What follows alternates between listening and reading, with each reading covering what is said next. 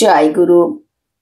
আমাদের প্রত্যেকেরই নানান সময় মনে হয়, বিশেষ করে যাদের লজিক্যাল মাইন্ডটা বেশি কাজ করে তারাই প্রশ্ন করেন যে মহাপুরুষ বা যোগীদের তো অনেক ক্ষমতা, তাহলে এত মারামারি হানাহানি, মানুষে মানুষে এত রেষারেষি, এসব দেখেও কি তারা কিছু করতে পারেন না? এই যে বর্তমান সময়ে বা অতীতে নানা জায়গায় যুদ্ধ পরিস্থিতি বা বিভিন্ন ধরনের যে সমস্ত প্রাকৃতিক দুর্যোগ বা যা কিছুই হোক না কেন, তাতে তারা কেন কোনো হস্তক্ষেপ করেন না? কেন তারা চুপচাপ বসে থাকেন? এটা আমাদের মনে হয় তারা কখনোই চুপচাপ বসে থাকেন না, তারা জগতের নিয়ন্তা। আজ আমরা সেই প্রশ্নেরই উত্তর পাব যোগীশ্বরের জীবনীতে। যোগীশ্বর অর্থাৎ শ্রী কালীপদ গুহ রায়। পাঠ করে শোনাচ্ছি যোগীশ্বর বইটি থেকে, লেখক শ্রী অমিয় কুমার মজুমদার। 1949 সালের 5ই অক্টোবর যোগীশ্বর হিরম্ব বাবুকে সঙ্গে নিয়ে রওনা হলেন পাটনা। সেখান থেকে যাবেন নেপাল। হিরম্ববাবু প্রাকৃতিক সৌন্দর্য দেখবেন আর ব্যবসার বিষয়ও ভাববেন, আর যোগীশ্বর গেলেন দুজন মহাযোগীকে উদ্ধার করতে। প্রথমজন অল্প বয়স্ক, 30-31 মধ্যে হবে বয়স তাঁর। তিনি চট্টগ্রাম নিবাসী এবং বৌদ্ধ সাধক। জন্ম হবার পর তার বাবা মা শিশুকে মৃতপ্রায় দেখে নদীতে ফেলে দিয়েছিলেন, কিন্তু ঈশ্বরের ইচ্ছা অন্যরূপ। ব্রহ্মজ্ঞ ঋষি কর্ণফুলী নদীতে দেখতে পেয়ে তাঁর করস্পর্শে শিশুটির পুনর্জীবন দান করলেন। সেই ঋষির নাম যোগীশ্বর বলেননি। কালক্রমে ওই শিশু কঠোর তপশ্চর্যার ফলে পেলেন যোগশক্তি। যোগশক্তির অধিকারী হয়ে তার ইচ্ছা হলো বৃহ্মকূট পর্বত থেকে প্রচারিত হবে অহিংসা ও শান্তির বার্তা সমগ্র বিশ্বে। তিনি দেখলেন ভারতের চারদিকে হাহাকার উঠেছে।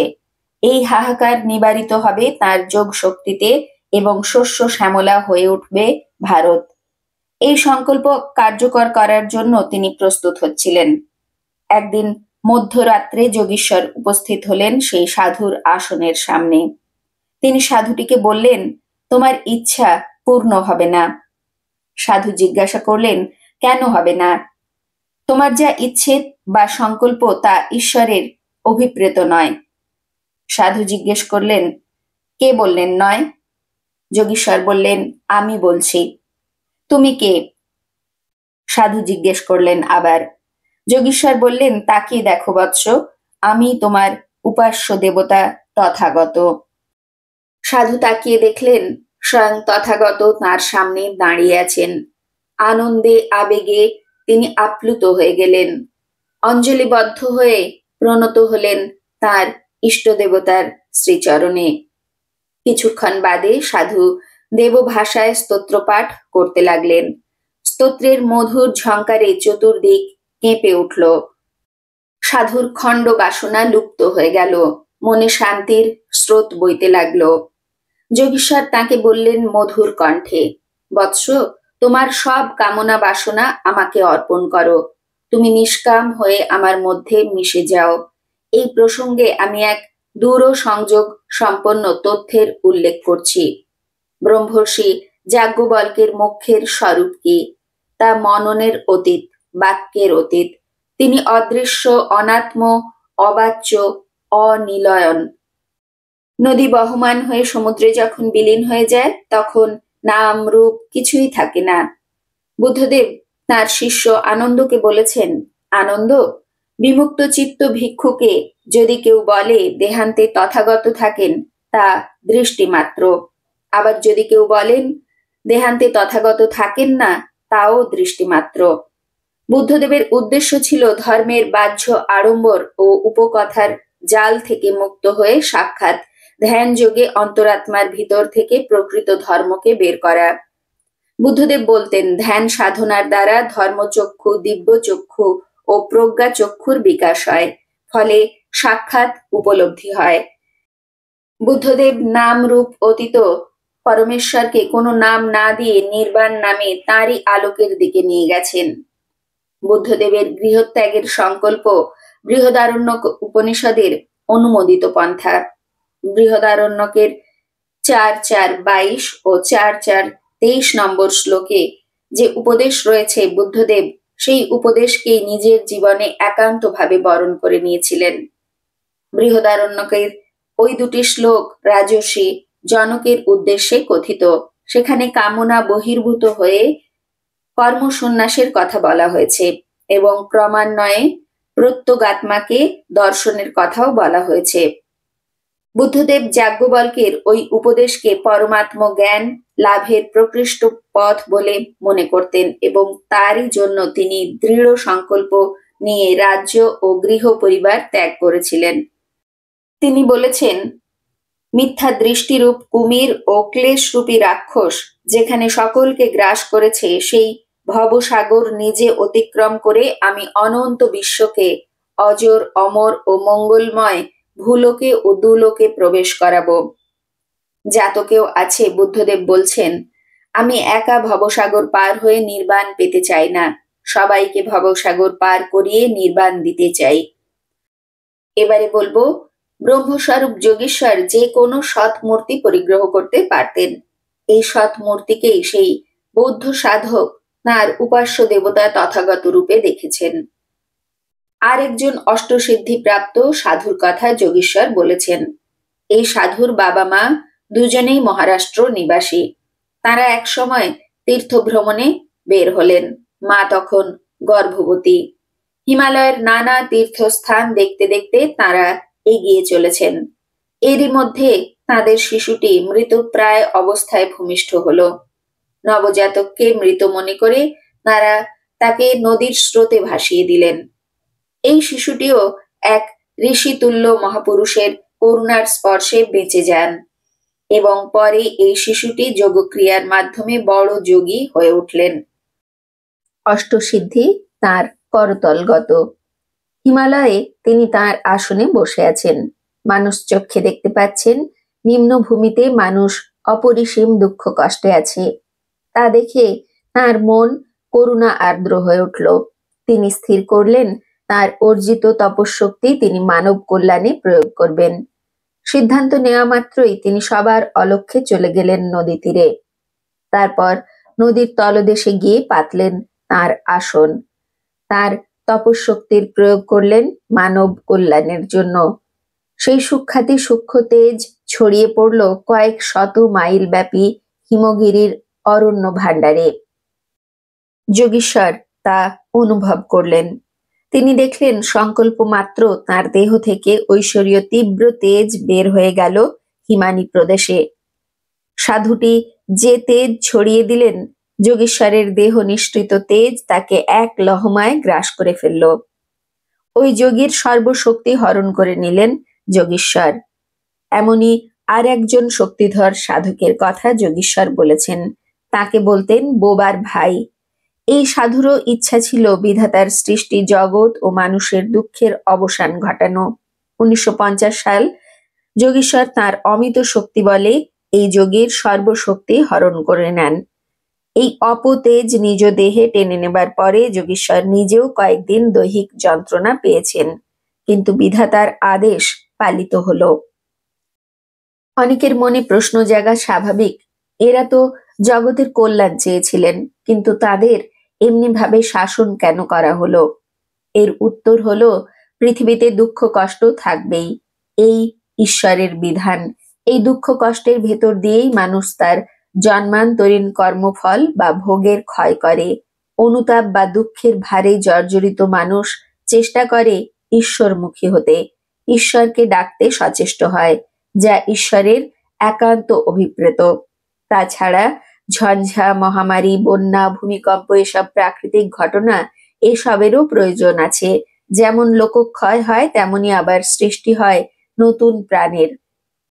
এটাই হচ্ছে আসল সত্যি। মহাপুরুষরা কখনোই প্রকৃতির বিরুদ্ধে যান না। তারা প্রকৃতির লীলা প্রকৃতি মায়ের মতো করেই চলতে দেন। প্রকৃতির কাজের বিরুদ্ধে হস্তক্ষেপ তারা কখনোই করেন না, এবং যদি কেউ করে তখন তাদের আটকে দেওয়া হয়, এবং কারণটা এখানে স্পষ্টই বলা হয়েছে। এবার আসি, যোগীশ্বর কে ছিলেন, কেমন মহাপুরুষ বা কেমন মানুষ? যাই বলি না কেন, কতটা শক্তিধর বা ঠিক কিরকম ছিল তার ধরন, এর পরবর্তী অংশে আমরা সেটাই শুনবো। একবার এক ভদ্রলোক কাকিনাড়া বা জগদ্দলের কাছে গিয়েছিলেন। সেখানে এক সাধু থাকতেন। তার অনেক ক্ষমতা। ভদ্রলোক সাধুকে অনেক প্রশ্ন করে তার সঠিক জবাব পেয়েছিলেন। বুঝতে পারলেন প্রকৃতপক্ষে সেই সাধুর ক্ষমতা আছে। সাধু তখন সেই ভদ্রলোককে বললেন, তুমি একজনের নাম মনে করো, আমি তার নাম বলে দেব। ভদ্রলোক তো নিজের মনে একটি বিশেষ নাম স্মরণ করলেন। তারপর সাধুকে বললেন, কার নাম আমি মনে করেছি বলুন তো। সাধু কিন্তু বলতে পারলেন না। ভদ্রলোক বললেন, কি বলতে পারছেন না তো? সাধু তখন আসন করে ধ্যানে বসলেন ও দেখে নিলেন নামের অধিকারীকে। দেখে নিয়ে সাধু ভদ্রলোকের গালে এক চড় কষিয়ে দিয়ে বললেন, তোকে বললাম মানুষের নাম করতে, আর তুই কিনা। বাধা দিয়ে ভদ্রলোক বললেন, আমি তো মানুষের নামই মনে ভেবেছি। সাধু তখন বললেন, আরে ইনি তো মানুষ নন, ভগবান। এই নাম আমি করব কি করে, বুঝবো কি করে? তুই যদি মানুষের নাম করতিস তাহলে ঠিক বলে দিতাম। যে ভদ্রলোক সাধুর কাছে গিয়েছিলেন তিনি হলেন শচীনন্দন দে, এবং যার নাম সাধু করতে পারেননি তিনি হলেন যোগেশ্বর। কামরূপ কামাখ্যাতে এক বিখ্যাত সাধুর শিষ্য তার শ্রী গুরুদেবের অন্তিম সময়ে বলেছিলেন, গুরুদেব আমাকে কি দিয়ে গেলেন? গুরুদেব বললেন, তুমি সাধন ভজন করতে থাকো, তার দর্শন পাবে। শিষ্য বললেন, কার? গুরুদেব বললেন, স্বয়ং ব্রহ্ম। শিষ্য বললেন, জীবন্ত ব্রহ্মকে দর্শন করতে পারবো? গুরুদেব বললেন, হ্যাঁ পারবে, সাধনা করে যাও।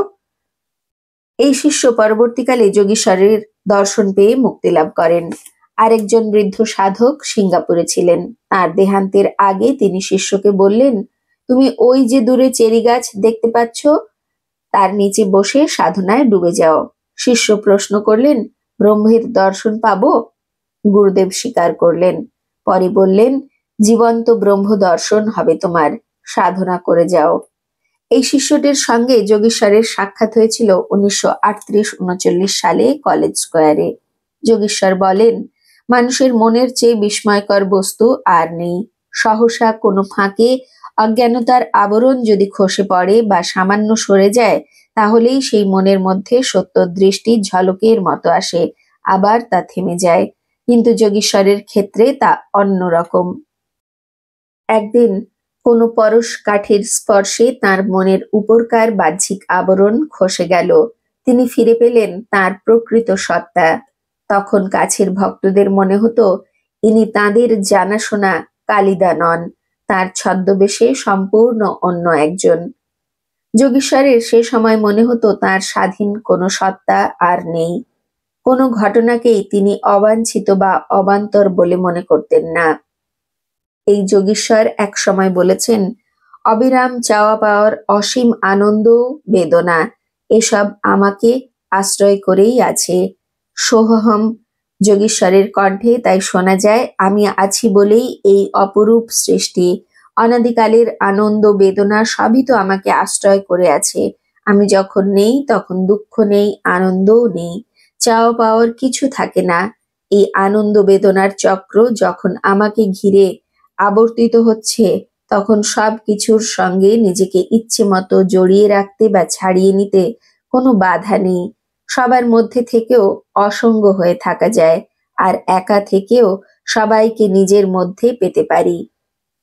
এই অবস্থাকে আমরা বলতে পারি ব্রহ্মৈব সন ব্রহ্ম অপ্যেতি।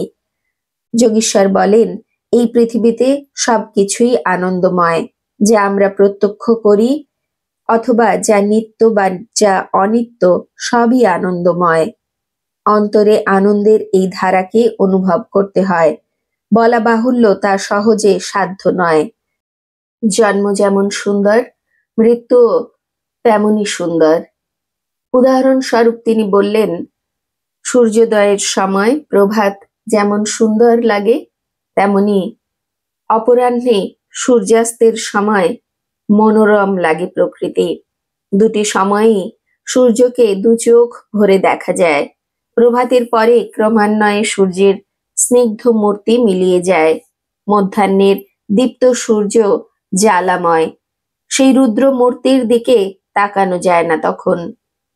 এবারে সৌরজগতের পটভূমিকা ছেড়ে প্রতিষ্ঠিত হও নিজের মনে। সত্য স্বরূপকে প্রত্যক্ষ করতে চেষ্টা করো নিজের মন দিয়ে।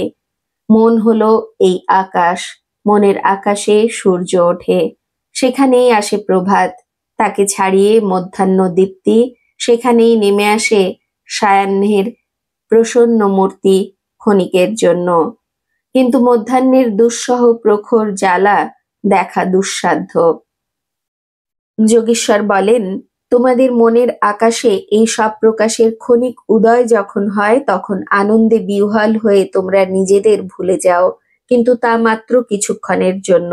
তথাপি সেই দেখার রেশ চলতেই থাকে। এরই মাধ্যমে তোমরা লাভ করো আনন্দের কণিকা। এই পথেই আসে পরম আশীর্বাদ। আকাশ বা সূর্য নিছক উপমা, কোনো উপমাই ঈশ্বরের কাছে লাগাসই নয়। আকাশকে আমরা চোখে দেখি, তাকে কিছু ধারণায় আনতে পারি, কিন্তু অনন্ত কোটি গুণ আকাশেও যে ঈশ্বরকে ধরে না। ভাষা সেখানে স্তব্ধ, চিন্তা খেই হারিয়ে ফেলে, ধারণা শক্তি থই পায় না। ঠাকুর শ্রী শ্রী রামকৃষ্ণদেব যেমন বলতেন যে নুনের পুতুল সমুদ্রে মিশে গেলে নুনকে ধরা যায় না, আলাদা করে চেনা যায় না, বা সেই নুনের পুতুল এসে বিবরণ দিতে পারে না যে কেমন সমুদ্রের রূপ। এখানেও যোগেশ্বর তাই বললেন, শুধু একটু অন্যভাবে। আজ এই পর্যন্তই। যোগেশ্বরের আরো ঘটনা আমরা শুনবো, তবে পরবর্তী সময়ে। জয় গুরু, জয় শ্রী শ্রী যোগেশ্বরের জয়। গুরু কৃপা হি কেবলম। জয় গুরু।